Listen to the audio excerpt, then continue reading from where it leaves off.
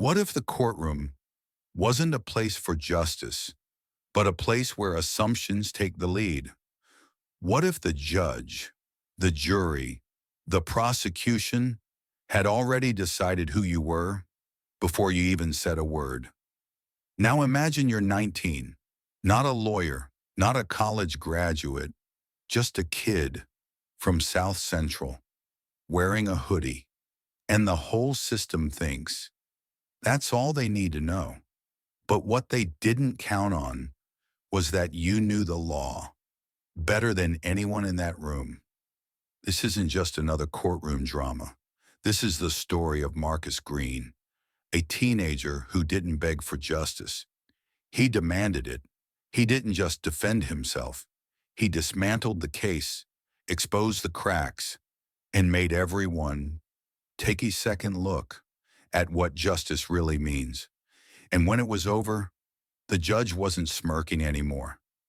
This is about courage, about truth, and how sometimes the most powerful voice in the room comes from the one nobody saw coming. If you believe in stories that challenge, inspire, and speak truth to power, consider subscribing. Now let's take you inside that courtroom. The Los Angeles County Courthouse buzzed with low murmurs, shuffling papers, whispers, the occasional click of polished shoes on marble floors.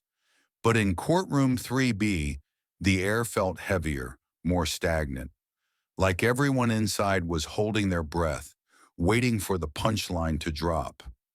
At the center of it all, seated high above the rest, was Judge Harold Whitaker, 62 years old, a silver comb-over, and a temper that aged like bad wine.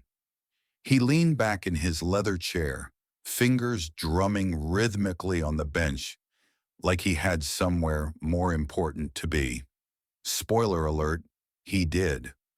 "Let's keep this quick," he sighed, not bothering to hide his boredom. "I have a tea time at 2. Scattered chuckles rippled through the room. The stenographer smirked. The bailiff allowed himself a half smile. Even the prosecutor let out a theatrical exhale, as if to say, this is going to be easy. At the defense table stood a boy who barely looked old enough to drive. Marcus Green, 19, hoodie, jeans, calm. He stood alone, hands loosely at his sides, posture steady, not arrogant, just present, like he wasn't afraid to be seen, like he had walked into that courtroom knowing something nobody else did. Whitaker narrowed his eyes, peering at him over the rim of his glasses. "You sure you're in the right courtroom, son?"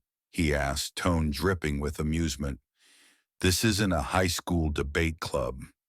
More laughter, this time louder, more comfortable. The gallery was warming up, but Marcus didn't laugh. He didn't even blink. Across the aisle, the prosecutor, John Taylor, flashed a perfect white grin. He looked like a man who practiced his conviction speeches in the mirror. Armani suit, gold tie clip, and the kind of self-assuredness you only get from winning cases by default. "Your Honor," Taylor began, rising smoothly from his seat, "the state will prove that Mr. Marcus Green was found in possession of a stolen 2021 Lexus sedan, fleeing the scene of an active pursuit through downtown." He said it like he was ordering lunch. Fingerprints were found on the steering wheel.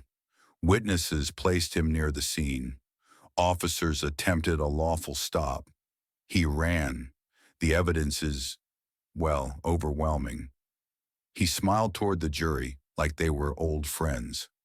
"We're not here to speculate. We're here to convict, and the facts speak for themselves." Judge Whitaker nodded along lazily. "Sounds straightforward to me." The gallery hummed with agreement. One woman near the back folded her arms and whispered to the man beside her. A student with earbuds tugged one out, suddenly curious. Marcus still hadn't said a word. Taylor straightened his papers with a sharp flick, then added, Frankly, Your Honor, if Mr. Green has anything to say in his defense, now would be a good time. The judge turned toward the defense table. There was no lawyer sitting beside Marcus, only an empty chair, a soft rustle. Marcus stepped forward. He didn't raise his voice, didn't pound his fist. He simply said, "I'll be representing myself, Your Honor." You could hear a pin drop. Whitaker's eyebrows lifted. He leaned forward, genuinely surprised now. "You'll what?" "I'll be defending myself," Marcus repeated, voice level. Someone in the back coughed. The bailiff's head turned. Even Taylor blinked, his confidence faltering for the first time. "Well," the judge said with a shrug, "this should be entertaining." But there was something in Marcus's eyes, something unshaken, that made the word entertaining sit a little uneasy. Marcus stepped toward the center of the courtroom. His steps were measured, unhurried, like he belonged there. "Before I begin, I'd like to confirm something with the prosecution." Taylor crossed his arms, clearly unimpressed. "Go ahead." "You said Officer Timothy Jackson saw me behind the wheel, correct?" "That's right. It's in the police report." "And that testimony is central to your case?" "It is," Taylor said, then smiled. "But if you're trying to suggest, then I move to dismiss Officer Jackson's testimony as evidence," Marcus said flatly, cutting him off. A beat. Judge Whitaker frowned. "On what grounds?" Marcus reached into a folder, thin, worn, but organized, and held up a printout. "Because according to the GPS log of Officer Jackson's patrol vehicle, he was never in visual range of the Lexus during the time of the pursuit. In fact, he was logged at a gas station 2 miles away during the critical window." Now that landed. A quiet gasp rippled from the gallery. Taylor's face twitched. The judge blinked, just once. "Do you have documentation to support this?" he asked. Marcus stepped forward and placed the GPS data onto the clerk's desk without a word. Judge Whitaker skimmed the first page. His tapping stopped. Taylor cleared his throat. "Objection, Your Honor. We're not about to let a defendant's Google search overrule trained law enforcement." "Actually," Marcus said calmly, "this was obtained through a subpoena filed last week through my mother's firm. She's a paralegal. She taught me how." The murmurs rose again, now mixed with a hint of disbelief. Whitaker leaned back, slower this time. He removed his glasses, rubbing the bridge of his nose. "Counselor Taylor," he said, voice dry, "do you have a response to this?" Taylor opened his mouth, then closed it. Papers shuffled. Confidence drained like air from a balloon. "We'll need time to review." Marcus nodded once, then turned to the jury. "Take all the time you need." And just like that, the courtroom wasn't laughing anymore. The silence in the courtroom didn't feel like a pause. It felt like a crack, a fault line running through the foundation of the prosecution's case, just waiting for pressure. Marcus Green had just applied the first push. Judge Whitaker sat still for a beat too long, then finally spoke. "Mr. Taylor, I'm inclined to allow the GPS records into consideration, unless you have a compelling reason why I shouldn't." The prosecutor hesitated, something that had never happened in his courtroom demeanor before. "No objection, Your Honor." But the damage was already done, and Marcus knew it. He turned back to the jury, not to preach, not to grandstand, but with the calm assurance of someone who'd read the manual cover to cover. "Ladies and gentlemen of the jury," he began, his voice even, not dramatic, "the prosecution wants you to believe that I stole a car, led the police on a high-speed chase, and then lied about it in court. But let's take a closer look at what they're actually offering as evidence. He raised a hand, ticking each point off with his fingers. 1. A police report that relies heavily on an officer who wasn't even present. 2. My fingerprints found on the steering wheel. And 3. The fact that I ran. Marcus paused. Let's talk about fingerprints. He stepped toward the center of the courtroom again, this time slower, measured. You ever go to a store, try on a jacket, zip it up, stick your hands in the pockets? Now imagine someone steals that jacket an hour later. Your fingerprints are on it. Did you steal it? A few jurors shifted in their seats. One woman tilted her head, clearly thinking.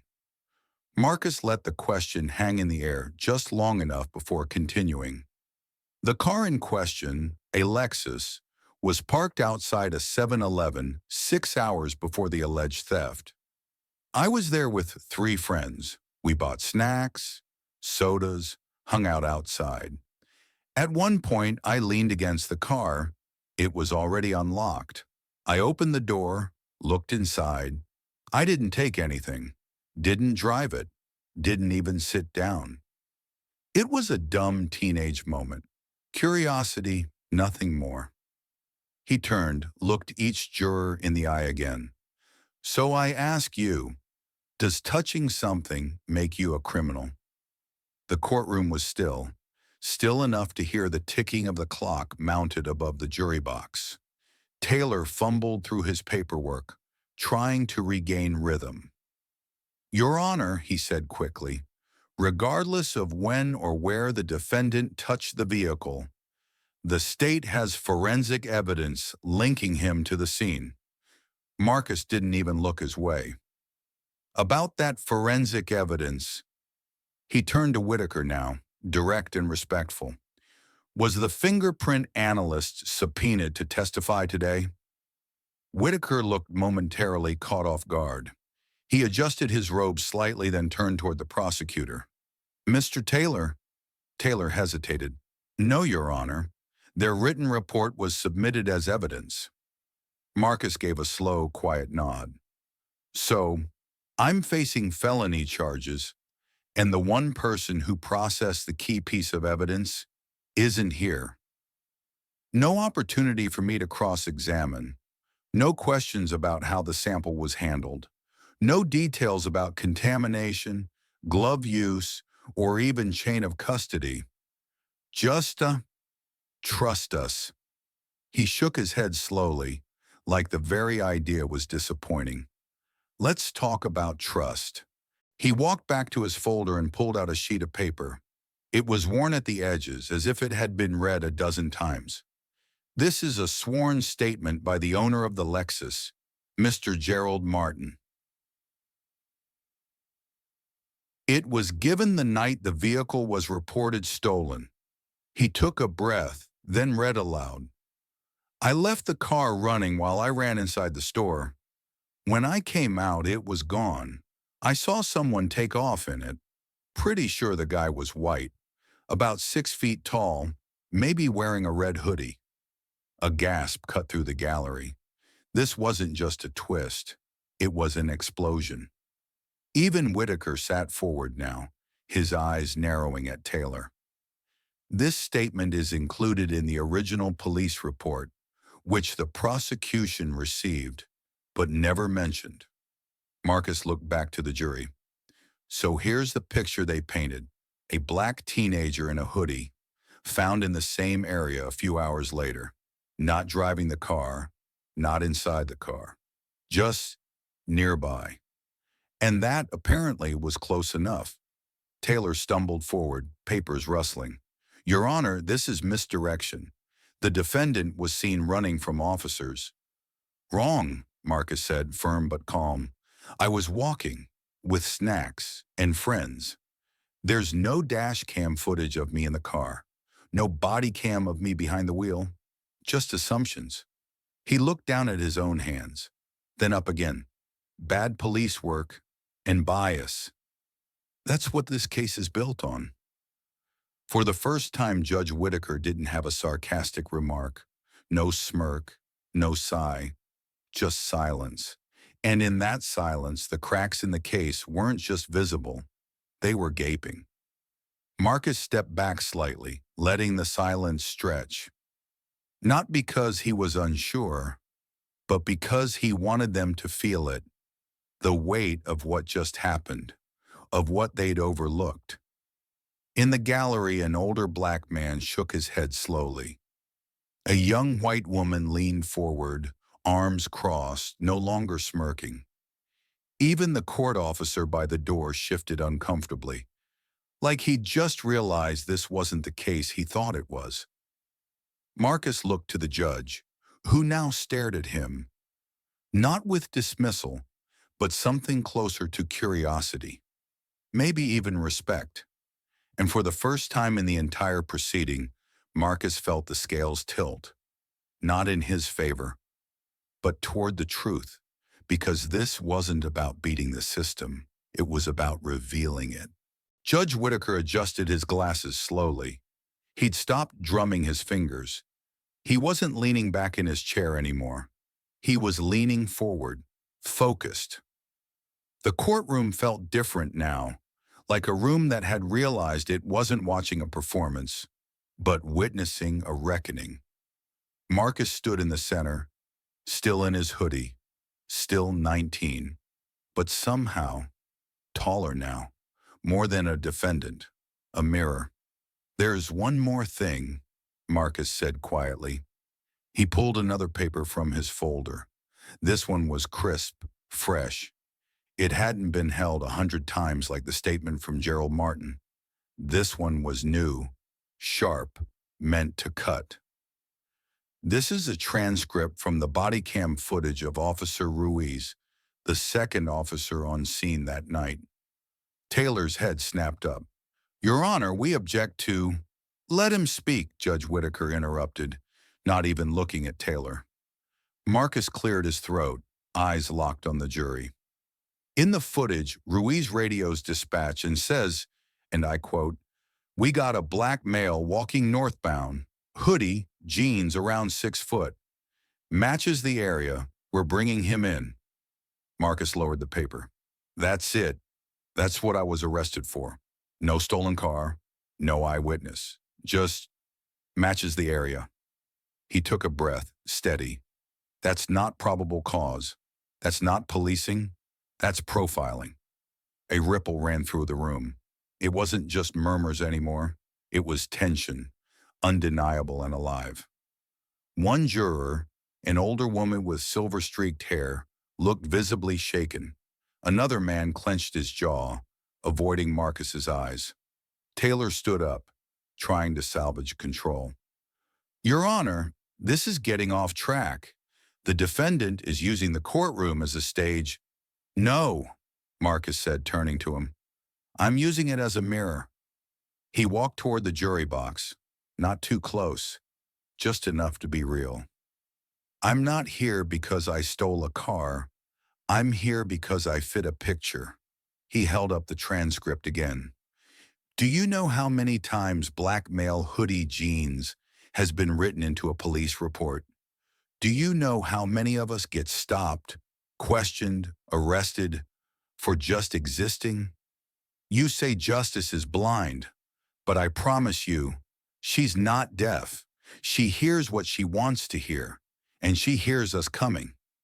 No one was breathing, not loud enough to interrupt him. "I'm 19. I've studied law longer than most people in this building have practiced it. I read case law over comic books. I debated Miranda versus Arizona when I was 15. I wanted to trust the system. But today, I'm standing here to expose it." He turned back to the judge now. "You wanted this to be quick. Golf at 2, remember?" Whitaker flinched, just slightly. That's what this system has become. Routine, a checklist. Arrest, charge, plea deal, conviction, repeat. "But I'm not checking that box, because I didn't do what they said I did, and they know it." He looked at Taylor again. "You had this statement. You had that footage. You chose not to mention it. Taylor's mouth opened. No words came out. Marcus turned, letting the silence settle once more. Then he said, "This isn't just about me. It's about every kid who didn't have a mother who worked in a law office. Every name we never learned because their story ended with a plea bargain they didn't understand, or a prison sentence they didn't deserve. Every black boy who fit a description that was never meant to describe anyone, just to convict someone." Judge Whitaker rubbed his temple again, but not out of frustration, out of something deeper. Guilt, maybe. Recognition, definitely. Marcus nodded once. He stepped back to the defense table, sat down, and folded his hands. Taylor didn't move. The jury didn't blink. The judge looked up at the gallery, at the room he thought he controlled, the room that, for the first time, felt like it was staring back at him. "Mr. Taylor," he said, voice gravel low, "do you have anything further?" Taylor shook his head. No words, no defense. Only the sound of justice, reclaiming the mic. Whitaker exhaled slowly. He turned to the jury, then paused, and looked at Marcus. Really looked at him. "Case dismissed." A long breath escaped from someone in the crowd, followed by a stunned hush, then a swell of quiet disbelief, and then relief. Not joy, not victory, just truth, finally landing where it belonged. Marcus didn't smile. He didn't pump his fist or celebrate. He just stood up, nodded at the judge, and walked out. Because he didn't come here to win. He came to make them see. The courtroom doors swung open. And just like that, Marcus Green was no longer a defendant. He stepped into the hallway, blinking against the sharp change in light. Fluorescence buzzed overhead, and the marble floor gleamed too clean for a place where so much injustice walked daily. But today, something different had walked out. The second he hit the top of the courthouse steps, the chaos began. Cameras, reporters, microphones thrust like weapons. A dozen voices all at once. "Marcus, how did you know the case would fall apart? Do you plan to become a lawyer? What message do you have for young people of color watching this?" He didn't answer. He kept walking, because this moment wasn't about him. Not really. Down the steps, waiting like she always had been, arms crossed, expression unreadable, was his mother, Yvette Green, the only person in the world who never underestimated him. She looked at him for a long second, said nothing. Then finally, "Boy, you scared me half to death." Marcus chuckled softly, rubbing the back of his neck. "Had to take a risk, Ma." She didn't smile, but her eyes did, just a little. And then, without warning, she pulled him in, tight, hard, like she was making sure he was really there. Whole, free. "You always were the stubborn one," she whispered. "Guess I got it from you." Behind them, the reporters kept shouting questions, but the noise was fading now. The only voices that mattered were the ones that had believed when the system didn't. She pulled back just far enough to look him in the eye. "You know this ain't over, right?" "I know. They gon' come harder next time. Then I'll be ready." Later that night, Marcus sat alone in his room, the verdict still echoing in his head. Not the words themselves, but the weight they carried. Case dismissed. He knew how rare that was. Not just the legal outcome, but the why. Not many people made it out of that courtroom with their dignity intact, let alone their freedom. He had, but he also knew the truth. Most wouldn't, because most didn't have the tools, the knowledge, the patience, the timing, or the luck. How many people had folded under pressure? How many kids had taken plea deals for crimes they didn't commit just to go home? How many never got the chance to tell their story, let alone make the system listen? He opened his laptop, pulled up a blank document, typed, "Not guilty. Why the system was never built for us." He didn't know if it'd be a blog post, an article, a speech, but the story had to keep moving. Not for him, for everyone who couldn't speak it themselves. The next morning, his phone wouldn't stop buzzing.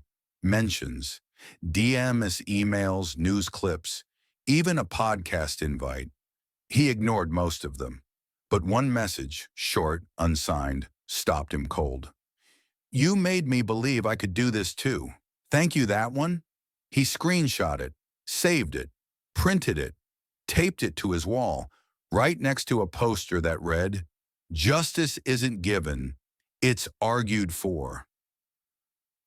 Across town, in his office lined with law books and golf trophies, Judge Whitaker sat in silence. He'd replayed the hearing in his mind at least a dozen times. At first out of irritation, then reflection.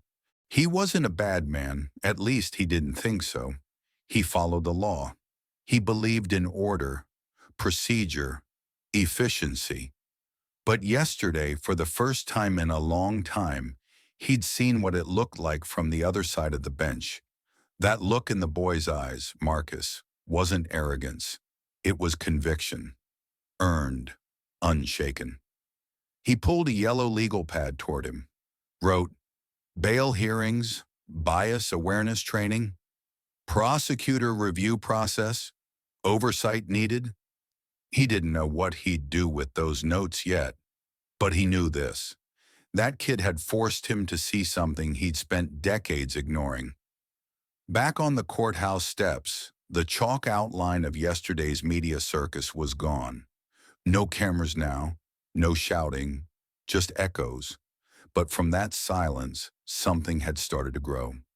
Not fame, not fear, but fire. And it wasn't just in Marcus, because when one person speaks up, others start listening. And when enough people start listening, the system starts shifting. Not because it wants to, but because it has to. Marcus didn't walk out of that courthouse a free man. He walked out a force, one they didn't see coming, one they won't forget, and one who just made space for the next voice to rise.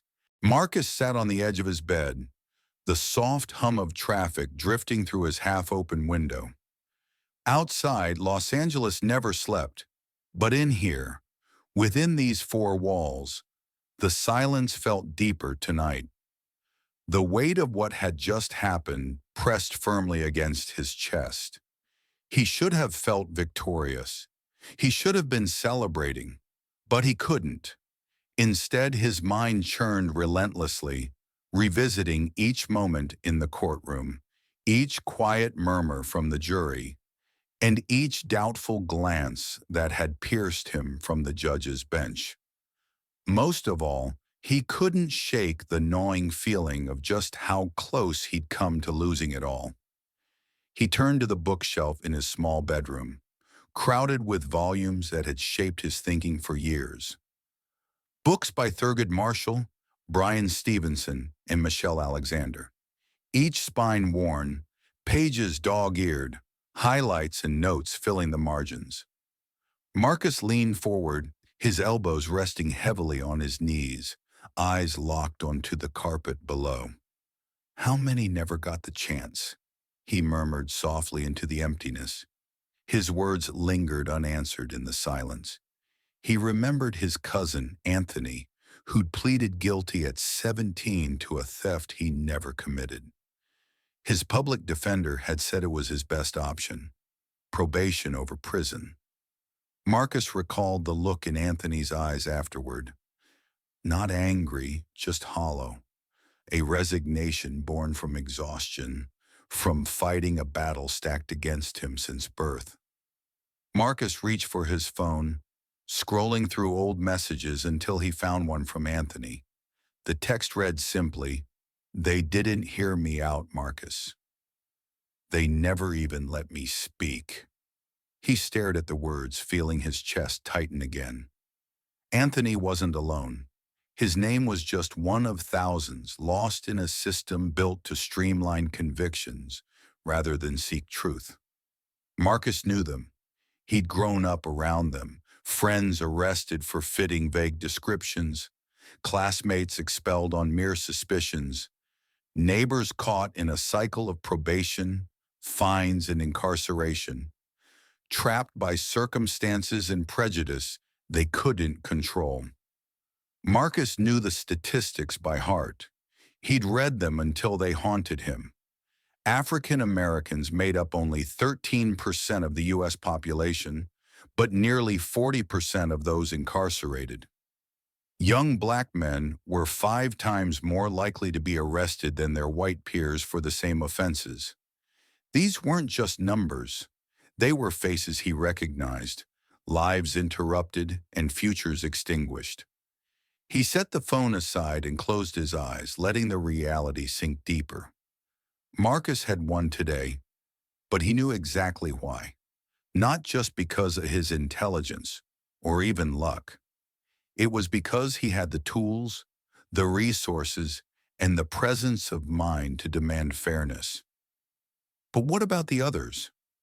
What about the kids without mothers who knew legal jargon, without mentors, without advocates? Those who stood in courtrooms like he had, voiceless and alone. Outside, a distant siren wailed, interrupting his thoughts. Marcus rose slowly and walked to the window, pulling the curtain aside just enough to watch the lights blur past. Somewhere out there tonight, another young man was probably getting pulled over, questioned, arrested, just for existing in the wrong place, looking the wrong way. He pressed his forehead against the cool glass and whispered, "When does it end?" Marcus wasn't naive. He knew that dismantling prejudice, systemic racism, and judicial bias wasn't accomplished in one courtroom victory. The system was bigger than Judge Whitaker, bigger than Prosecutor Taylor. It was an ingrained institution, silent, invisible, yet devastatingly effective. But today, Marcus had forced that institution to blink. For a single moment, he'd made it see its reflection, made it confront the injustice it perpetuated daily. That moment of hesitation, of doubt from Judge Whitaker, was a crack in the foundation. Marcus exhaled slowly, straightening his shoulders. Maybe that crack was enough. Maybe it was a beginning. He turned back toward his desk, suddenly clear about what he needed to do. He sat down, opened his laptop again, and began typing, this time faster, more certain. He wrote about Anthony's story, about his friends, about the countless cases he'd researched and dissected, searching for answers. Marcus wrote with passion, with urgency, pouring out truths he'd long carried in silence. Each sentence felt heavier than the last, but he didn't stop, because silence was no longer acceptable. Marcus knew he had a responsibility now, not just to himself or even his family, but to every young person still trapped within the gears of injustice. He had a voice, louder, clearer, stronger, and he had a duty to amplify the stories of those who couldn't speak for themselves. As he typed, he thought of the jury again, of their faces as he'd presented his case. Ordinary people, teachers, mechanics, nurses, store clerks, who'd never questioned the system before. Maybe tonight, sitting at their own dinner tables, they were talking about the courtroom too, wrestling with the discomfort Marcus had forced them to confront. Maybe change started there, in those conversations around kitchen tables, in offices, in coffee shops. Everywhere the truth now echoed softly, persistently. Marcus glanced up at the clock. Almost midnight. The city hummed on, indifferent, busy, unaware of the small revolution happening within his bedroom walls. But Marcus smiled slightly, feeling a spark of something he hadn't felt earlier that day. Hope, not naive optimism, but defiant, stubborn hope. Hope born from knowing that today, at least one courtroom had paused to reconsider. And maybe tomorrow, another would pause too. Marcus closed his laptop, leaned back in his chair, and stared at the ceiling. His eyes felt heavy, but his mind remained alert, thoughts still swirling. He whispered into the darkness again, this time with quiet resolve. I won't let them forget. Tomorrow would come, and with it, new challenges. But Marcus would be ready, not just to defend himself, but to defend the truth for those who had never had a chance. Tonight, Marcus wasn't celebrating his victory. Tonight, he was preparing for the next fight. Because justice wasn't an event, it was a process. And Marcus Green was just getting started. The morning sun crept over the rooftops of South Central, painting Marcus's bedroom walls in shades of muted gold. He'd barely slept, but he felt more awake now than ever. His thoughts had crystallized overnight, shifting from uncertainty to clarity, fueled by the responsibility that now rested on his shoulders. Marcus rose slowly, rubbing his tired eyes as he approached his desk. His laptop screen still glowed faintly, the words he'd typed hours earlier staring back at him, unfinished but clear. He read the title aloud once more. Not Guilty, Why the System Was Never Built for Us. He took a deep breath, sank into his chair, and began typing again, determined now not only to share his story, but to ignite something deeper, something lasting.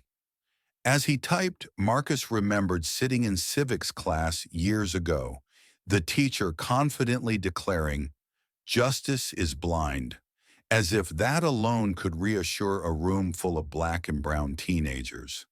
Back then, Marcus had questioned silently. Now he spoke clearly, fingers tapping rapidly against the keys, shaping his thoughts into words that could reach further than his voice ever could. Marcus typed, each paragraph digging deeper into the roots of prejudice, each line challenging comfortable narratives.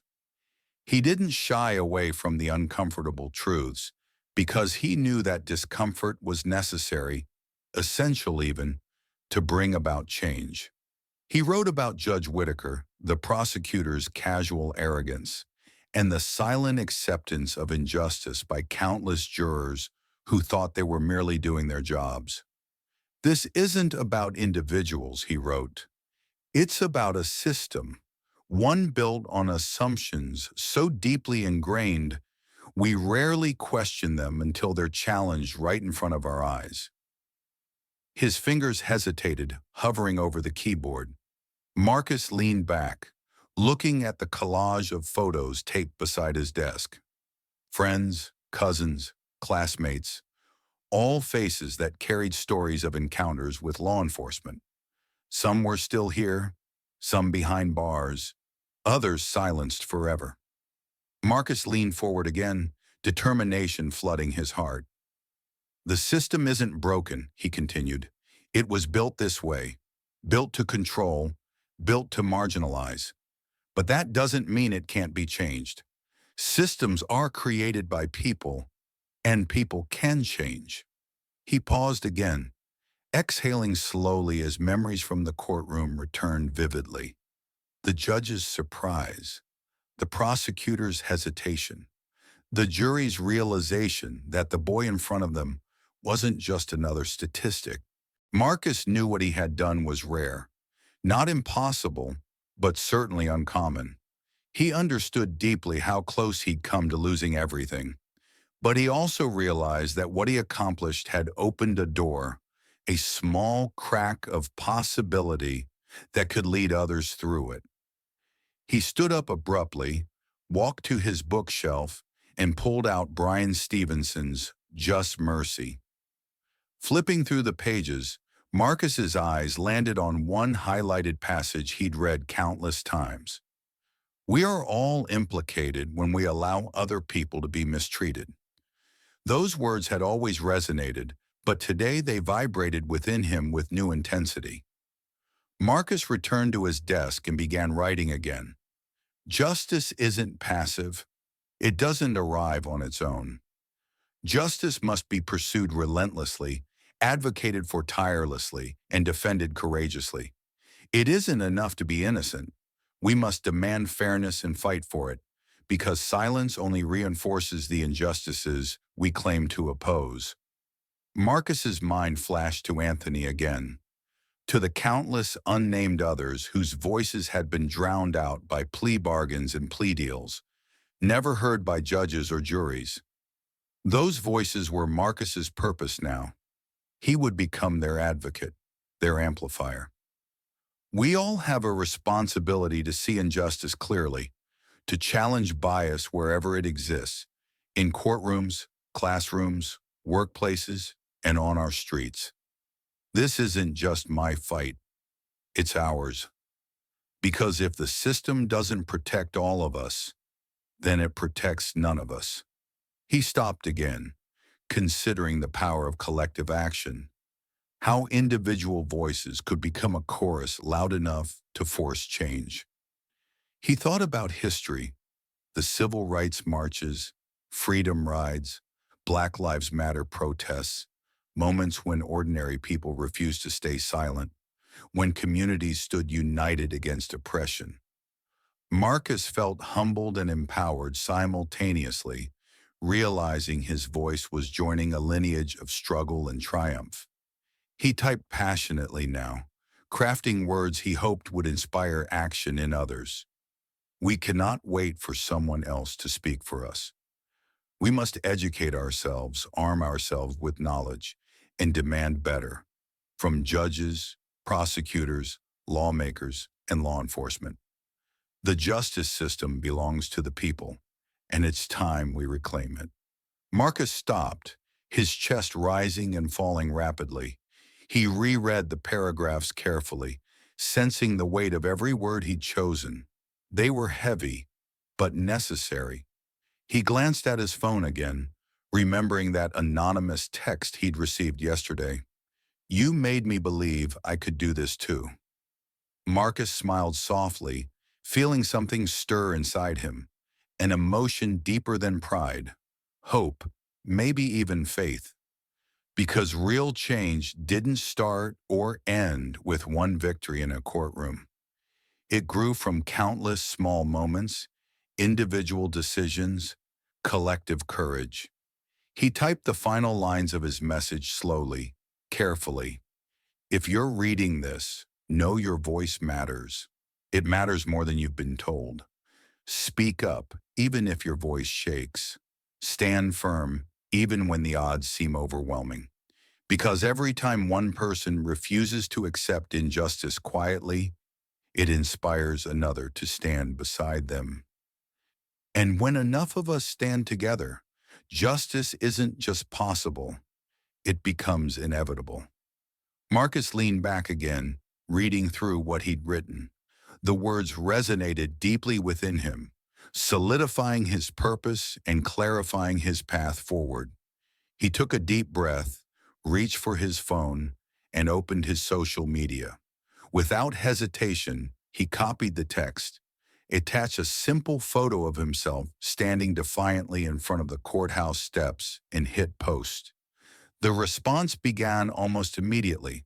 Notifications, likes, comments pouring in from classmates, community members, strangers. Marcus watched quietly, not feeling pride or satisfaction, but responsibility. Because he knew that message wasn't just about him. It belonged to everyone who had been silenced, every life impacted by a system too comfortable in its biases. It was a message of resilience, determination, and solidarity. Marcus stood up again, his decision solidifying like concrete within him. Today he wasn't just Marcus Green, the teenager who outsmarted the courtroom. Today he became something more, an advocate, a voice, a force. Because justice wasn't simply about innocence or guilt. It was about fairness, and Marcus would spend every moment from now on making sure no one ever forgot it. Marcus stood at the edge of the courthouse steps, months later, looking out over the city that had once defined his limits, but now symbolized his potential. The sun was setting slowly, draping Los Angeles in a soft glow of oranges and purples, but his thoughts were far from serene. Around him, others had begun gathering. Young men and women, activists and students, teachers and parents, all drawn here by the words Marcus had shared that day. His message had resonated deeply, rippling through neighborhoods, classrooms, and workplaces, challenging and inspiring people he'd never met. Marcus turned and saw his mother, Yvette, standing quietly near the edge of the crowd. Her eyes held quiet pride and deep wisdom, earned through decades of fighting a system that rarely listened. Today, though, there was a difference in the air, a new energy, a fresh determination spreading rapidly. Stepping toward the microphone set up in front of the crowd, Marcus paused briefly, his heart beating with a purpose he'd come to understand intimately. He cleared his throat softly, adjusted the mic, and took a deep breath, meeting the eyes of those who had come to hear him. "Thank you for being here," he began, his voice steady, clear. "Not for me, but for what we all know is at stake." The crowd quieted, dozens of faces looking up expectantly. "Months ago, I stood in a courtroom," Marcus continued. "I wasn't special. I wasn't different from thousands of others who walked into courtrooms just like that one. Innocent, but assumed guilty from the start." He paused, his voice echoing slightly, each word hanging in the stillness. "I was lucky," he admitted. "Lucky because I had knowledge, preparation, and support. Lucky because the system underestimated me, and I was ready for that. But I wasn't the first, and I won't be the last. What happened to me happens every single day in courtrooms all across America, quietly without attention or cameras. Every single day, the system takes another innocent voice, silences another story, locks away another future." Marcus scanned the crowd again, seeing nods of agreement, recognition in their eyes. "But it doesn't have to," he said firmly. "What happened that day, what we achieved together, proved one crucial thing. The system is not untouchable. It's powerful, yes. Entrenched, definitely, but not invincible. It can be challenged. It can be changed." A murmur of agreement rippled through the listeners, quiet but growing. That courtroom was a beginning, not an end. My freedom wasn't the victory. It was the start of a fight that needs each and every one of you, every voice, every heart, every mind. Marcus paused, letting his words settle deeply, feeling their weight resonate through the air. "You see, justice isn't an abstract idea," he continued passionately. "Justice is action. Justice is persistence.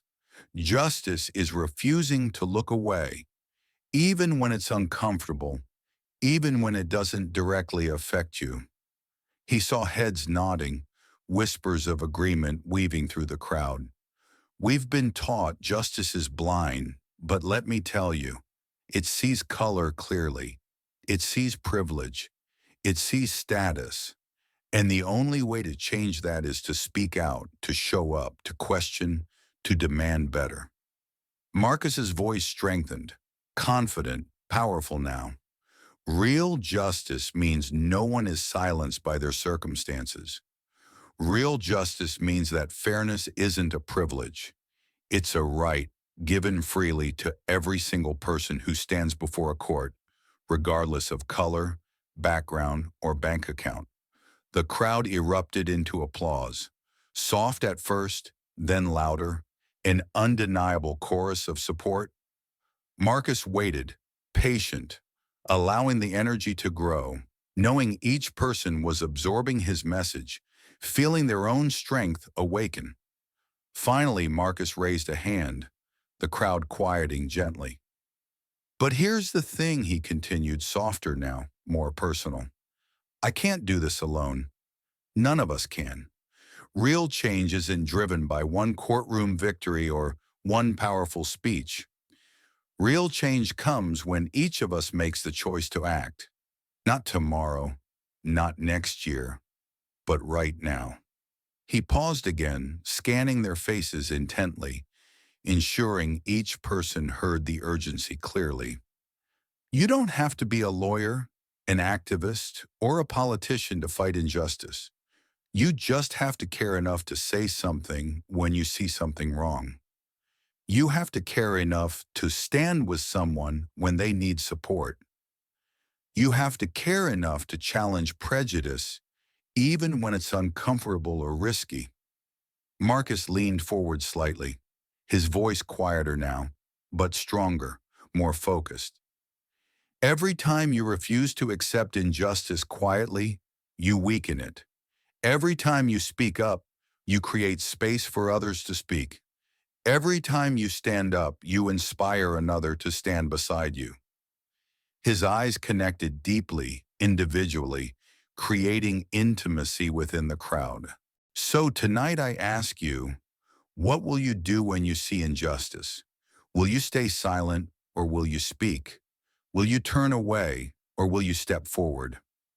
Marcus straightened fully, confident, powerful, because each choice you make shapes the world we live in. Each voice matters. Your voice matters. My voice mattered because it wasn't alone. It mattered because of every single person who listened, who shared, who stood up afterward. He smiled softly, warmly now, looking into their eyes again, seeing the future clearly. This fight for justice doesn't end here. It begins here, with you, with us, together. Because a system built by people can be rebuilt by people. Fairer, more compassionate, more just. He paused one final time, letting his last words sink deeply, clearly. So let's start building. The applause this time was thunderous, unstoppable, echoing against courthouse walls, reverberating into the streets, a declaration louder than Marcus ever dreamed possible. Stepping back from the microphone, Marcus took a deep breath, feeling lighter, freer. Not because the battle was over, but because he knew he wouldn't fight it alone. His mother stepped forward, eyes glistening with quiet tears. She took his hand gently, whispering softly, just loud enough for him to hear. You did good, Marcus. He squeezed her hand, knowing this was just the beginning, knowing this fight would stretch into tomorrow, next month, next year, maybe even beyond his lifetime. But he also knew this. Change had begun, justice had spoken, and silence would no longer be acceptable. Marcus turned again to the city, knowing its flaws deeply, but loving it still. Because it wasn't just a city anymore, it was a promise that together they could rebuild, reshape, reimagine justice not as something distant and elusive, but as something tangible, achievable, inevitable. Tonight, Marcus Green wasn't just a young man standing on courthouse steps. Tonight, he was a voice, joined by hundreds more, becoming thousands, millions. A force that wouldn't stop speaking, wouldn't stop fighting, and wouldn't stop believing that real justice, true justice, belonged to them all. If this story moved you, even a little bit, don't let it end here. Hit that like button, not just because it supports our channel, but because every interaction helps this message reach someone who needs it most. Share this video widely with your friends, your family, your classmates, your coworkers. When you share, you're amplifying a message of justice, fairness, and hope. You're helping someone out there understand they're not alone, empowering them to speak up, stand firm, and join this fight. And please, if you haven't already, take a moment to subscribe to our channel. It's more than just subscribing to content. It's joining a movement, a community committed to making a real difference, one story at a time. Turn on notifications so you never miss a story that could change your perspective, challenge your assumptions, and inspire meaningful action. Together, let's build a community where silence isn't acceptable and injustice doesn't go unnoticed.